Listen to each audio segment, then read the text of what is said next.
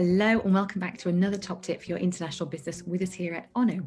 Now, this is the last in our video series for March, looking at opportunities to engage more and better with your international clients and markets.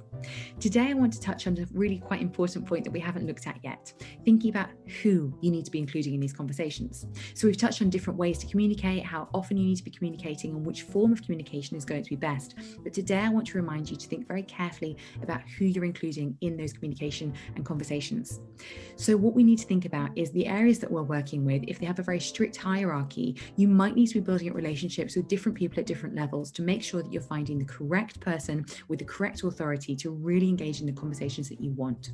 So you might be having lots of contact, building up relationships with this organization, with that client, with that market, but they might be preliminary conversations to the really important ones. So think about who you're including, think about how you're going to start to engage more with those particular people who have the authority to do what you need them to be doing.